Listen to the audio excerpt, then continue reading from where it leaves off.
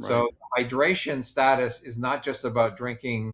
And my rule of thumb still is half your body weight in ounces in water, and I'll call it ionized water, mineralized water, hydrogen water, coconut water, whatever, as opposed to things like coffee or alcohol or soda.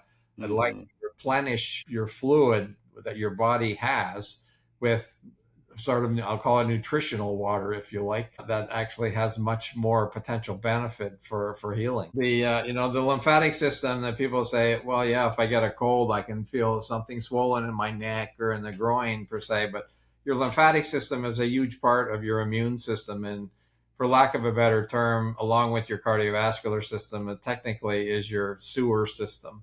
It's how the body removes cellular debris, cellular waste from where the cell is, whether it's in your big toe or in your brain. Welcome to the Gladden Longevity Podcast with Dr. Jeffrey Gladden, where our passion is helping you to become an age hacker. On this show, we want to help you optimize your life energy, longevity, health, and human performance with impactful and actionable information by answering 4 questions. How good can we be? How do we make 100 the new 30? How do we live well beyond 120? And how do we live young for a lifetime? Now, here's today's episode of the Gladden Longevity Podcast. Welcome, everybody, to this edition of the Gladden Longevity Podcast. I'm your host, Dr. Jeffrey Gladden, and we're here answering the questions we're most interested in. Quite honestly, how good can we be? How do we make 100 the new 30? How do we live well beyond 120? How do we live young for a lifetime? And how do we develop a 300-year-old mind? And on today's episode, I'm going to be talking with a dentist who became a naturopath. His name is Thom, Thom. He lives in Scottsdale, Arizona. He's Canadian by birth. And we're going to talk about some things that have such a massive impact on life itself: joy, satisfaction, health, longevity to an extent. But we're not talking about gene therapy or telomere lengthening or even plasmapheresis or things like that. We're talking about some other things related to nature and the profound impact that being outside in nature can have on our nervous systems. And I think you're going to find it really interesting. We go a lot of different places here. I haven't done it justice in this introduction, but it was a very fun conversation. I think you'll enjoy it. Welcome, everybody, to this edition of the Gladden Longevity Podcast. I'm your host, Dr. Jeffrey Gladden, and today I'm here with Thom. Dick, welcome to the show. Thank you very much. I always appreciate the opportunity to share with listeners who may be not new to the topic, but maybe I'll give a little bit of spin on it from a healthcare perspective. Yeah, I think you've got an interesting take on some things. So where are you in life? We know you're in Arizona. We know that you've been around the sun a couple of times. That's right. So how would you characterize yourself in terms of where you're at? Well, what I would like to characterize myself is I'm a student of learning. I'm a student of learning. I have 55 years ago, I entered med school initially as a dentist, practiced dentistry until the late 1970s. Okay. 1970s and actually 80s into the 1980s. And then, basically went back to school, became a naturopath. And for the last 6 decades, I basically have witnessed a change in the health of the population. And what's curious to me and interesting is, as I look over those 6 decades, the issues that patients came to me for in the 1970s as hypoglycemia and adrenal stuff changed to chronic fatigue and mold stuff. And every decade we had a new name, but yet it's the same problem. Nothing's really changed. We have the same physiologic and biological problems that we had in the 70s that we have in 2025. Realize that even though I've seen 6 decades of health names of diseases, the underlying problem has never changed. And so where I'm at is trying to help people understand that it's more what they do than what any doctor can ever do for them. And so the reality of going back to, real healthcare is self-care. And, a common thing I say to patients now is, what the first thing you should do in the morning is you should look in the mirror and say to that person, what am I going to do for you today? Yeah. If it's nothing, you're going to have a problem. Yeah, that's a good perspective, right? It's a little bit like paying yourself first when you get a paycheck. It's like, well, let me pay myself first now, right? Until I start paying everybody else or whatever. 100%. Yeah. So it's really what we're talking about is people coming to grips with the fact that their bodies are mortal and prone to breakdown, and focusing time and attention on it on a regular basis, on a daily basis, quite honestly, becomes one of the keys. It's kind of like taking care of a horse or a pet or even an automobile for that matter, right? Right. You got time and attention. That's what it takes, and some resources. Yeah. Absolutely. So what do you like to do when you're doing your self-care? What does that consist of? Well, I start every morning with, I get up and I feed my dogs, and then I put my running shoes on and I disappear for the next 45 to 60 minutes. And, Great. I will walk, jog, run, climb, talk to neighbors. So I'm outside, out of the house, and living in Arizona, I live in a place where it's easy to do every day. I'm Sure. never in the middle of a snowstorm or a rainstorm, and it's a very enjoyable thing. And so, besides having a glass of water before I get started, that's the first hour of my day of what I do. So there's a couple of different things about that. One is getting that early morning sun, as we know, is very helpful for kind of setting up your circadian rhythm, actually starting melatonin production that you'll use the following night, and then movement. And I think movement early in the morning before you've eaten anything. I tend to exercise when I'm fasting, except for a couple of exceptions where I know I'm going to do something that's going to be pretty protracted, like over an hour and a half. Then I'll fuel for that. But other than that, and being outside, right? There's a lot to be said for being outside, away from a screen. And at that time of day, you're really not that prone to a sunburn, quite honestly. So that's right. So it's really the safest time to be out in the sun. And if you were to do something barefoot, in Arizona, you don't have as much grass. A lot of people have yards that are made out of rocks or things like that. But if you get some grounding, right? If you get a little bit of grounding in, that's a good thing too. So. Well, the good thing about that, you're right. I can't walk or run and jog with bare feet, but that's the only time I pretty much wear shoes. Yeah. Oh, okay. I can walk around everywhere else without just being bare feet, which is that's good. I was talking to a gentleman at a conference a couple years ago who had a number of different health problems, and he became so enamored with the idea of sleeping on the ground as actually being close to the human residence and close to the negative ion charge of the planet and all the different things that we know are actually healthy for us. He started sleeping in a tent on the ground, not on an inflatable mattress or a mattress, but literally, it was a sleeping bag or something, but he was essentially on the ground, right? Right. And he did that, and initially, of course, it was pretty uncomfortable, although he kind of found some land or whatever that wasn't poking him in the back or whatever. But he claimed that over the next 30 his entire body transformed just from the healing impact of being grounded like that. So he still sleeps on the ground. I met him at a hotel. I don't know if he had taken a room at the hotel, or if he was sleeping, out in the woods next to the hotel, but I didn't ask him that. But I find this idea of getting outside into nature and the grounding impact and the sun and even being out at night. I know it's warm there in Arizona, but if you happen to be awake at 10 o'clock and you walk out and you feel that warm breeze and you see the sun, and maybe you go for a walk then too, right? It's like, oh my gosh, this is such a good feeling. I think there's so much to be said for that. I think it's a natural law. And if you look at areas that, basically are the blue zones where they have the most centurions that live, that's one of the things that they did. They got out. They get outside of their four walls of where they live and literally are experiencing and breathing fresh air.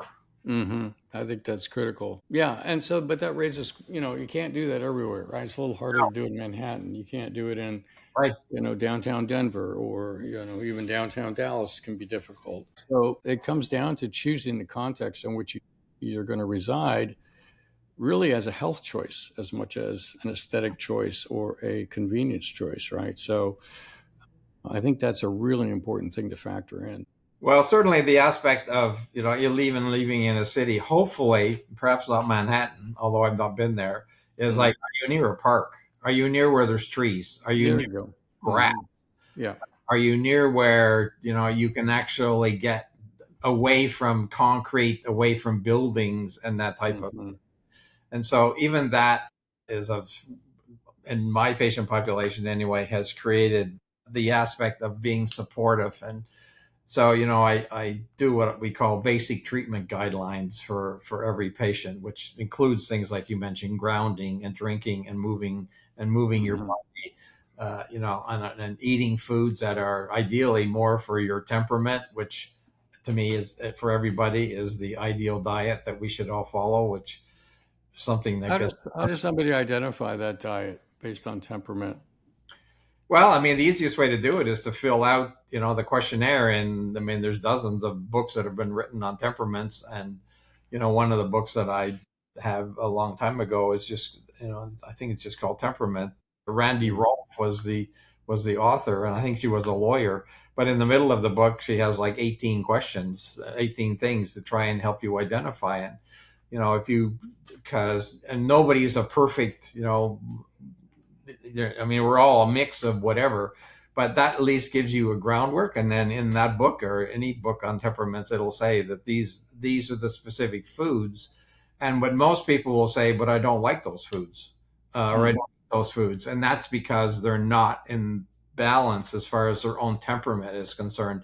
And over time, as they move towards that, and so, the common one, of course, becomes, with women anyway, and won't pick on them, but, menstrual wise, it's very common to hear a woman say, "Oh, I love to eat chocolate."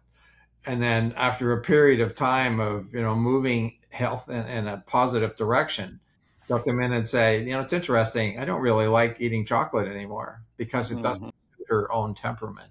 But whether it's chocolate or beef or milk or a vegan or, a carnivore, whatever it is, we are destined by an inherited temperament. People say, "What's temperament?"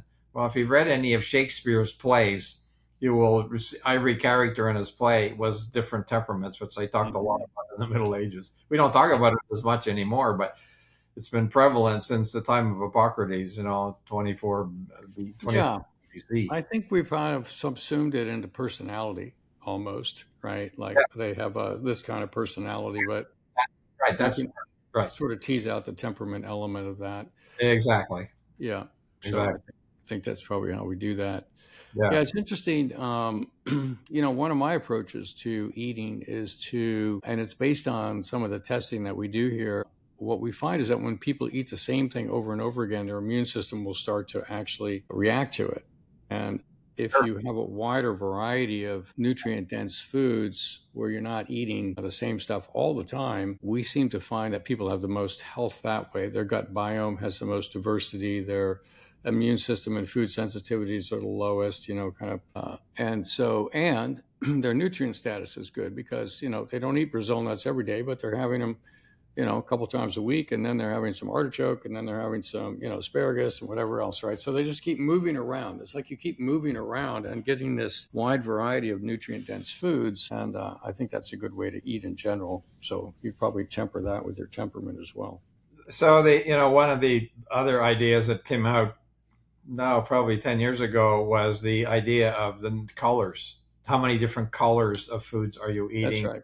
To get different phytonutrients. And when I started, or years in the 70s, it was more like 3 foods, and then it went to 5 foods, and then I went eat for the rainbow. That's right. Now the study says the ideal is 10. Mm-hmm. And statistics are quite relevant to decreasing heart disease, decreasing cancer rates, decreasing autoimmune disease, etc. Right. Just because of what you just said, the variety of different foods, the variety of different colors, whole variety of different nutrients, as opposed to eating what people unfortunately do, which is the same food over and over because they know how to prepare it. And that's right. Taste. And it's convenient. And, the interesting thing about our taste buds is that what we eat kind of trains our taste buds to want that flavor. So if you had a burger for lunch yesterday and it's lunchtime again and you're hungry, you're going to want something kind of in that vein. Well, I think I'll have pizza today and a burger tomorrow. You kind of stay in that vein, right? That's But right. if you mix it up intentionally, and it takes a little bit of overriding your appetite to do this initially, and then you start to actually like it. But you've got to say, oh, well, I feel like this, but you know what? What would actually be good is I think I'll have some bell pepper and do some of this and whatever else. I've actually gotten into a thing where I go to Whole Foods and I will get one of their soup containers and I'll put in, they usually have a row of about 5 or 6 soups. I Right. put some of all of them in the soup container. I mix them all together. And then I go over to the vegetable section and I start dropping in the cauliflower and the broccoli and the kale, whatever else is there. And so this concept is that soup has now become the new salad. And and when you eat it, oh my gosh, you've never tasted anything better in your life. It's unbelievable. You should try it. I'll challenge you to try it. Send me a text and see. And if you're listening to this, try it and then send us a message. If you go in and you don't have to do 5 soups, so just pick a soup you like, fill it up halfway and go around and stick vegetables in for the rest of it and eat that. It's unbelievably satisfying and flavorful. It's really cool. And it's a good way to get a lot of variety. So kind of cool. It's a great way. And I like the idea of warm because many of my patient population, probably yours, has so many digestive problems. And they're always looking for something to improve their reflux or their bowel problems or whatever. And I said, eat a wider variety of foods. And commonly, because of testing that we do, I often find that their digestive system is very cold. And from a Chinese perspective, eating cold foods like a salad or having a drink is really not good for your digestive system because you're making it so much harder to digest whatever great that you're eating. Yeah. So warm food is totally, I'm a huge fan of not eating anything out of the refrigerator at any time of year. Okay, interesting. I guess you're not a big ice cream guy, but okay. Well, that's interesting. Yeah, so warm foods. Well, anyway, that's a way to kind of mix and match your foods inside some soup. I like the idea of soup with adding different things in there, or you call it a stew or whatever. Okay. I think it's a great idea that would help many people's health and their digestive system for sure. Yeah, they get a wide variety and it's warm and it's flavorful. And if you try it, you won't believe how it's like, why haven't I done this before? It tastes so good. It's not like, well, I'm going to have to put up with this. It's no like you take the first bite. It's like, oh my gosh, this is the best soup. This is the best salad I've ever had in my life. It's crazy. Right. Yeah. Right. I like the idea. I like that. So what are some of the other key things that you think are important? We've talked a little bit about outside grounding, space away, diet. So a big issue for people is sleep. I think it's such a chronic health problem for people, and they take all kinds of sleep aids and they can't sleep, or they fall asleep and wake up and they're restless and it's unrefreshing, and it's everything but falling to sleep for 7 to 8 hours, wake up ready for the day to begin. What I find for those people that their biggest challenge typically becomes not the fact that they have a sleep problem, but it's instead of taking a sleep aid, their issue is their nervous system. They live in this sympathetic place of dominance, and they never really get into, and even though people wear a watch or a Whoop or an Oura ring or something sort of measuring their sleep, they say, well, I'm sleeping, but how much deep sleep are you getting? How much REM sleep are you getting? So I think having sleep hygiene is something that's incredibly important. Mostly trying to go to bed more or less at the same time, more or less getting up at the same time, including weekends and weekdays, and turning all your Wi-Fi devices off, or not having them around you in the bedroom. But people use their iPhone or whatever to wake alarm clock. Or alarm clock, and so can we figure out some other way of doing that? So the idea of sleep becomes critical, and we know that since we're sleeping 1/3 of our life, ideally 8 hours out of 24 would be an ideal, we know that you can only heal during sleep. It's only when you're in the parasympathetic state, the rest and relax and heal state.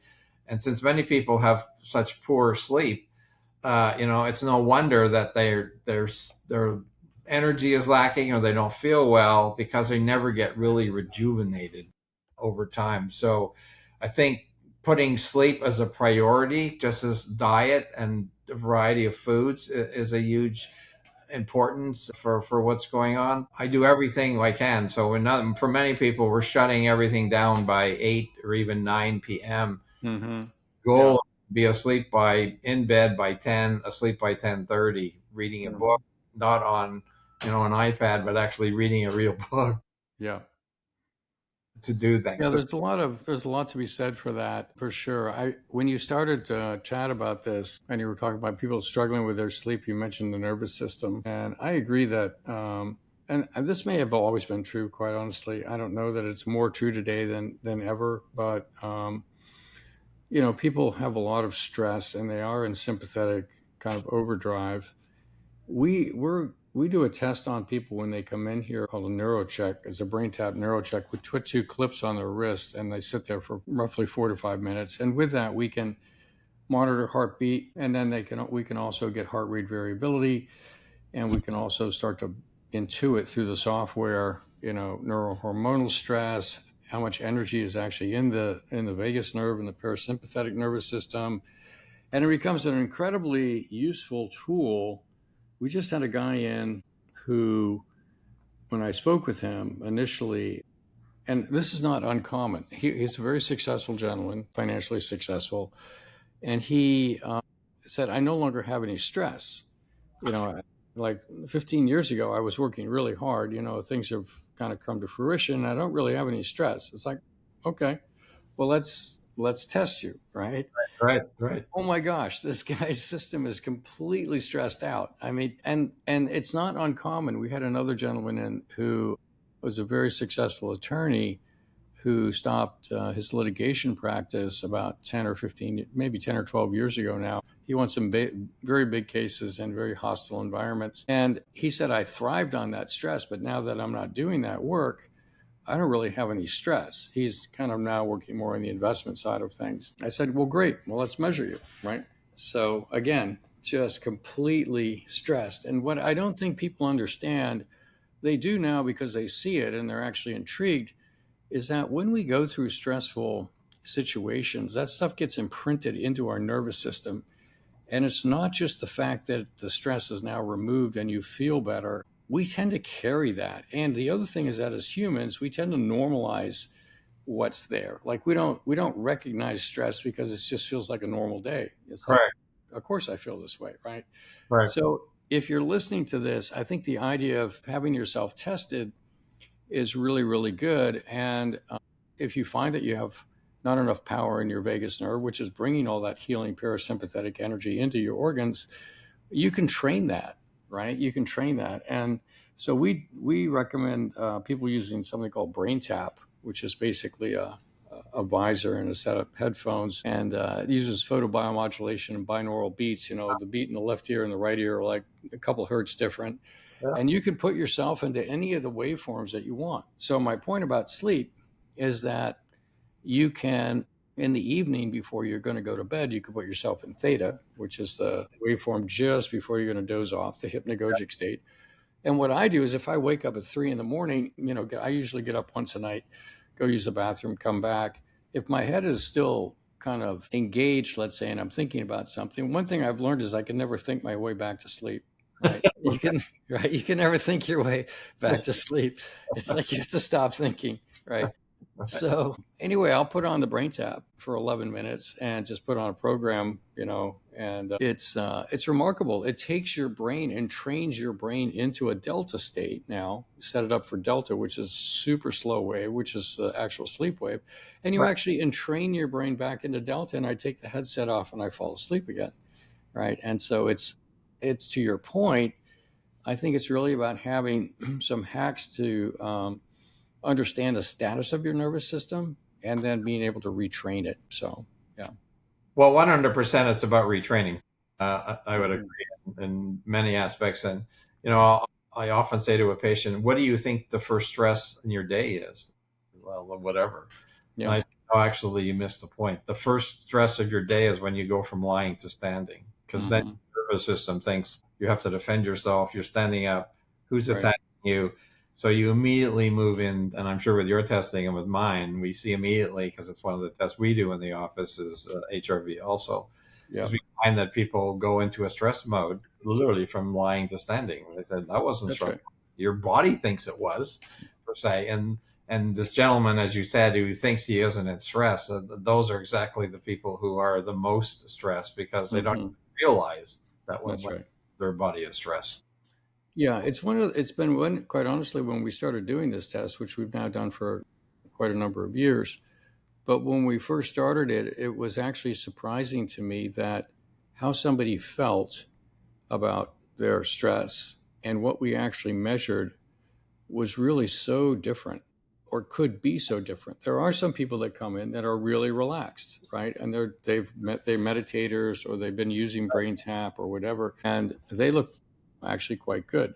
There are also people that have meditated their entire lives that come in and they don't look that great, So just because you meditate doesn't mean you're actually getting there. If you're listening to this, it's pretty interesting. Getting some testing done to say, oh, okay, well, let me just find out where I'm at, can be super helpful. And then if you want to use different devices to help pull you in, there are different ones out there. I mentioned Brain Tap, but to kind of pull yourself into these brain states that are very relaxed and restorative, that's a great thing to do, quite honestly. You sleep better, you're able to handle stress better, your system isn't upset subconsciously. It's very cool. Excellent. And so, in addition to that, areas that I think people may not be as familiar with, but they're familiar with it, but they don't know what to do about it, is we check people's breathing, because I pretty much have every patient every time, once a week, check their Bolt score, which is like, how many times a minute do they feel that they have to breathe? And historically, it's in the patients, it's like 14, 16. Yet in reality, it should be 5 or 6. Yeah. Yeah. So teaching people how to breathe properly, most people don't know how to move their diaphragm, or can't move their diaphragm, and they actually don't get enough oxygen. And we're not talking people who necessarily have an illness related to their breathing, but just in general because of the stress effect for what's going on. So I think breathing and learning people how to breathe properly is a simple type thing. And I think every stress management will tell you, if you slow your breathing down, you'll calm your system down. You'll calm your system out of a sympathetic dominant state and try and get into this parasympathetic state you're talking about through the vagus nerve, and all the activities that you can do for the vagus nerve: splash cold water on your face, sing, hum, take a moment, gargle, do all kinds of stuff. Right. Deep breathing, kind of thing that I think is important. So that's another habit that's like, well, you don't have to think about breathing. Well, if you're only going to breathe 5 times a minute, you're going to think about it, because your body is naturally going to do that in general. So I think that's another important thing that people should. So I have people every day, I tell them to put signs up around their place and said, "Oh, you see the sign, breathe." Like I have several in my office here. And it's like, oh yeah, I need to stop for the next minute and just slow my breathing down. Yeah, it's a really good point. My take on that is the way that I slow my breathing down is I breathe more deeply, right? And I think we also measure PFTs here to get an idea of somebody's capacity for not only forced vital capacity, which is how much air you can move at a breath, or FEV1, which is how much you can expel in a second. But we look at their maximum voluntary ventilation. So how much air can you move in a minute, right? And that's a function of intercostal, the muscles between the ribs, and the diaphragm, how strong they are. Right. And it's really interesting, because if you're not breathing deeply enough, you're not exercising those muscles, and you can't really move the amount of air in a minute that it takes to keep up with any kind of true level of exercise. So we have ways to train that using an elevation training mask, where it's you put it on, and then it's harder. The aperture, you close it down, it becomes harder to suck the air in. So you got to work your muscles to get it in. But the other thing is you breathe more deeply, because to your point, when you breathe in deeply, you've already paid all the overhead of filling all the pipes. Right. And that last 10, 15% that goes in, it all goes to exchanging gases. You're getting oxygen in and CO2 out. So it's really changed the way that I breathe when I mountain bike and things like that. Mm-hmm. By breathing more deeply, I can climb a hill and not have to speed up my breathing. And when I get to the top, I can, in 4 or 5 deep breaths, I can get my breath back, so to speak, as opposed to a minute of more shallow breathing, right? Right. So it's a very powerful thing. And the other thing that I've learned just recently, actually, is that by slowing my breath down and breathing really deeply and actually feeling the cool air run in, if you pay attention to this, you can feel the air just running through your nose, down the back of your throat, down into your lungs. And I have this sensation that goes all the way down, right? Lower than my lungs, right? All the way, almost through my entire torso. I can feel that being activated. But when I do that, I find it's actually very comforting. It's almost like a self-soothing kind of event to take that really slow, deep breath. And I think that self-soothing goes along with activation of the parasympathetic nervous system, right? If you're feeling that sense of soothing and relaxed and comfortable and safe and things like that, Sure. then you're really kind of moving into that parasympathetic space. So anyway, I know that's personal that I'm sharing. Not probably everybody does that, but I think it's very cool. There are many traditions that obviously focus on deep breathing, right? Well, I think the whole idea of yoga is less about the poses and learning more about how to breathe. Yeah, that's right. From That's right. the origin of it. I mean, it's great to do the postures, and I'll tell somebody, if you want to learn how to breathe properly, go and talk to a yoga instructor. Yeah, there you go. That's right. That's right. Yeah. No, it's cool stuff. Cool. What else do you like to focus on? Well, one of the biggest challenges is, and I'm sure your testing is mine, I find most people are dehydrated. Oh, sure. Yeah.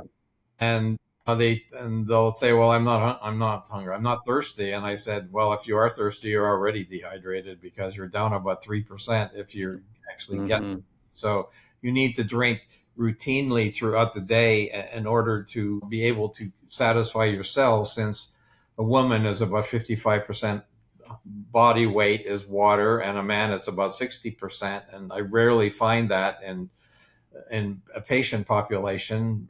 Young children, sure, teenagers and athletes probably, but not otherwise. And in addition to that, even the people who are hydrated adequately, man or woman, what I find is that the water is in the wrong compartment.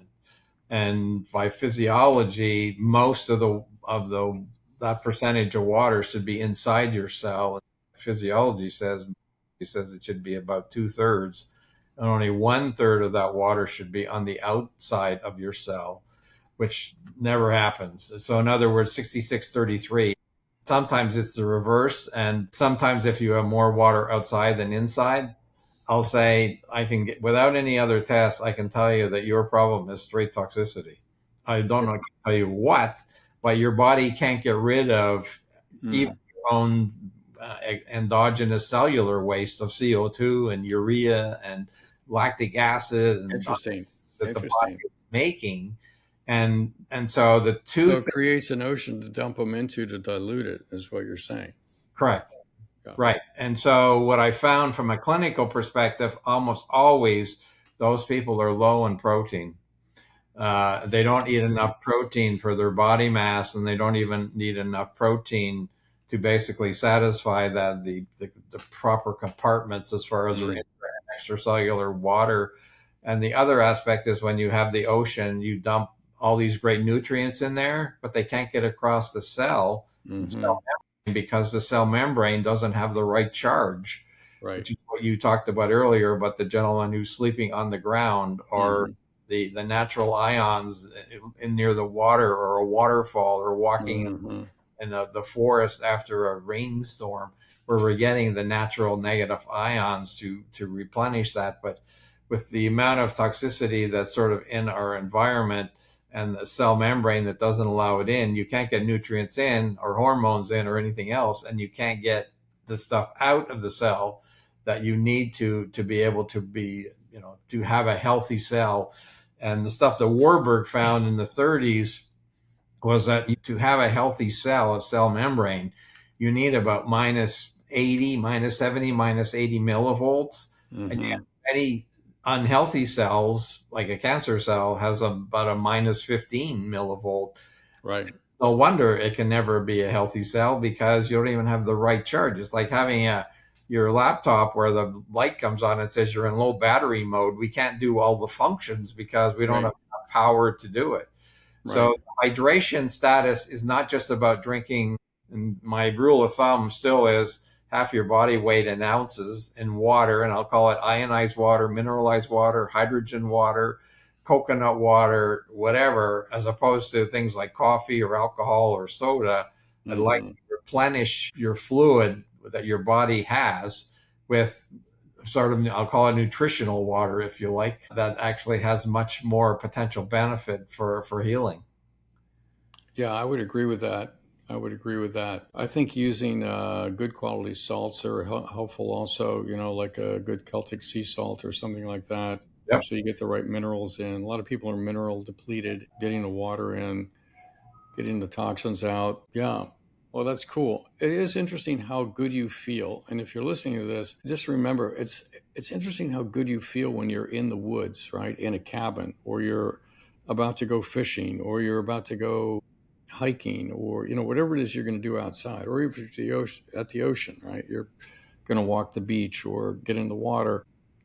It's interesting how good we feel there, right? I mean, it's like, you wake up in that environment, it's like, oh my gosh, this feels great, right? You're surrounded by the trees, they're dumping all this oxygen in the air, and the negative ions are out. It's like, we're built for this, is the point I'm making. We're really built for that.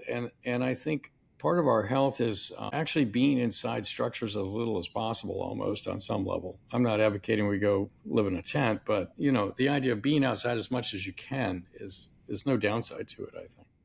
Well, it's interesting because many people who will report that are not paying attention. They just think I'm on vacation, so I have less stress, so now I feel better. Yeah. That's why they feel better. But the reality is, yeah, sure, that's a piece of it. But what you just said is actually the bigger piece.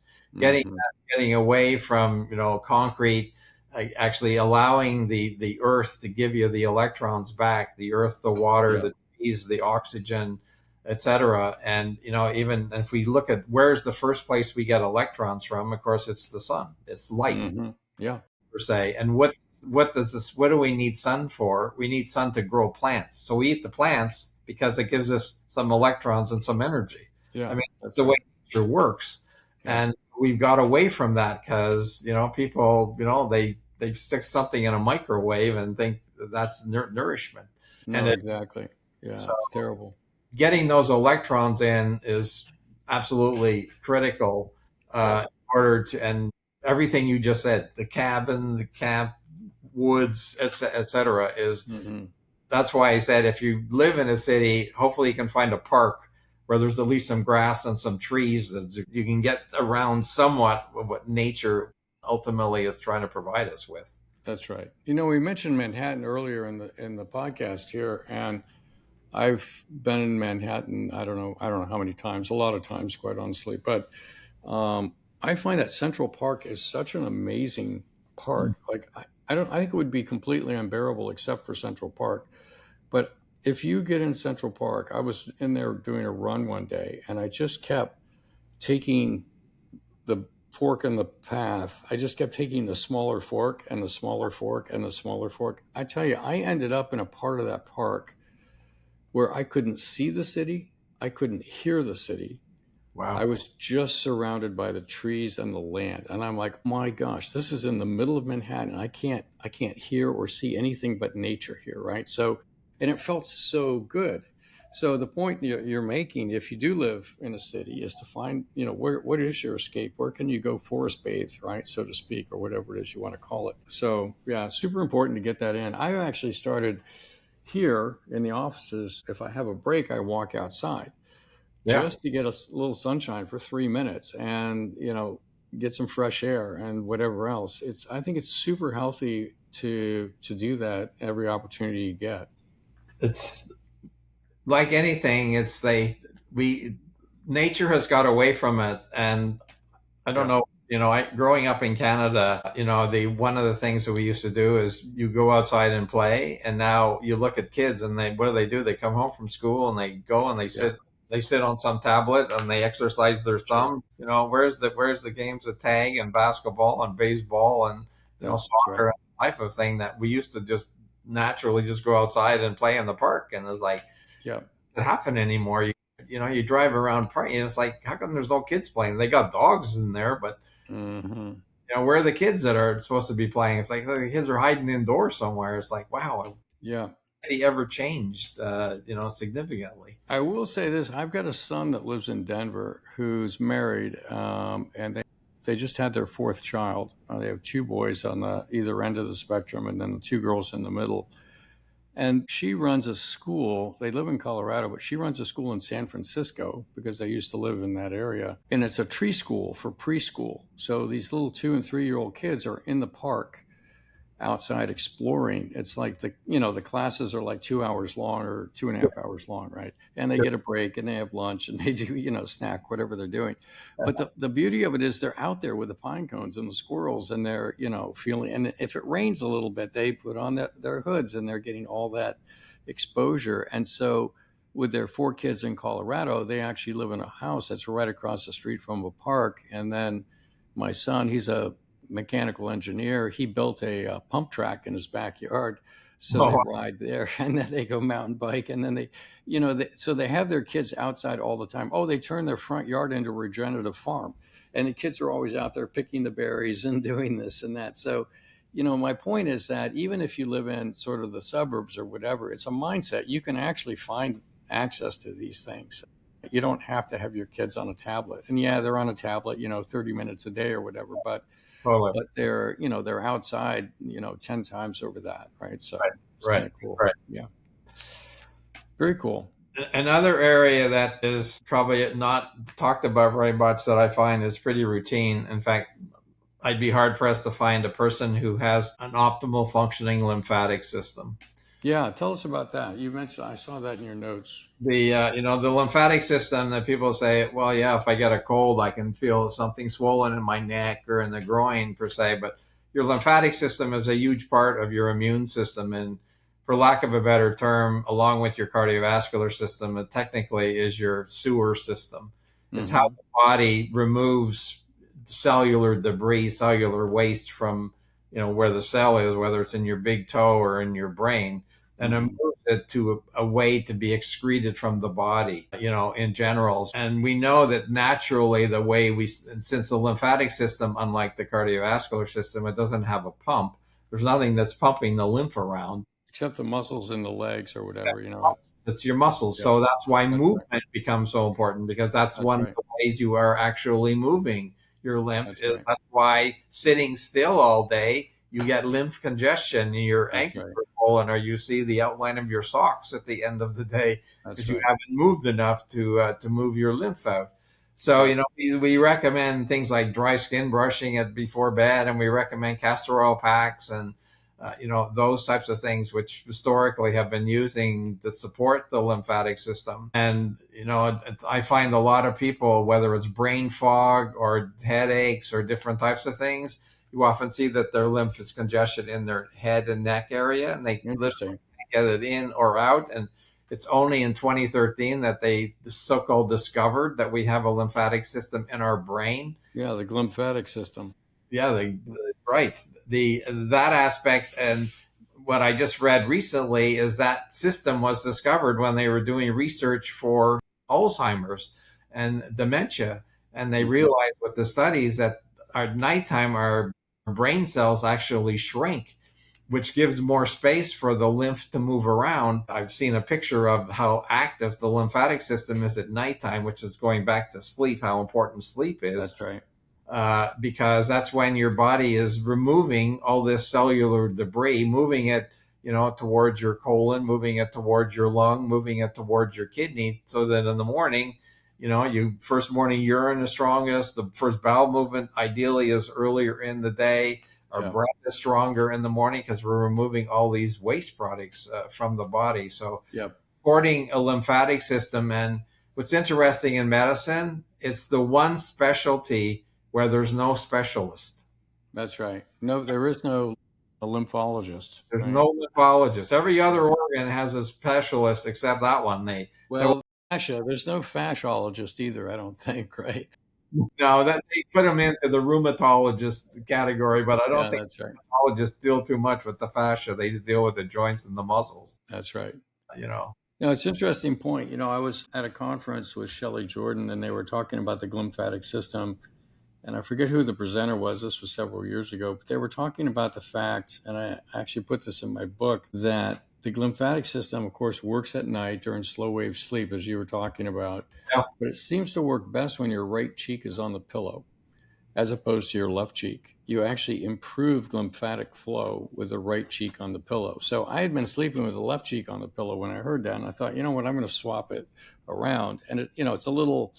You know how it is when you're sleeping and you're used to a position. When you change positions, it's a little not disorienting, but it's just a little, less Right. comfortable, right? So anyway, but you kind of break through that after a night or two. And anyway, I've been doing that ever since for that very reason. I've never heard that before. I'll have to try that myself. Yeah, try it. See what you think.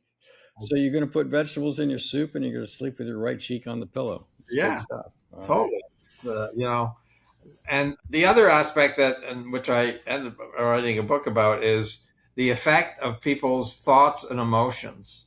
And, I equate it to, trauma may be too strong a word, but in reality, it's not too strong a word because the adverse childhood experiences, which people, and I ask a patient about that. No, I had a great, I had a Pollyanna. Everything was great. We had meals together. We went on vacations together. And I said, no, those are the big T's. Those are the big traumas. It's the little traumas that That's tend right. to add up, that you tend to just ignore, but your brain doesn't forget. As we talked about earlier, your brain remembers everything. That's right. It gets imprinted. It gets imprinted into the nervous system. And interestingly enough, when it's imprinted, then we actually are living in reaction to that. We're making decisions. We're coming into a room full of people on a particular tilt, so to speak, because of an experience we had or whatever it is, right? So, yeah, I think this is super important. I think there's a lot of disease that comes from that. It's self-inflicted in a way, although we're also victims of it as well, because things happen to us, it got imprinted, but we just haven't gone in and healed it or been able to transcend it and become grateful for it, which is really the ultimate thing in my perspective. But yeah, I think that's a really important thing. Yeah.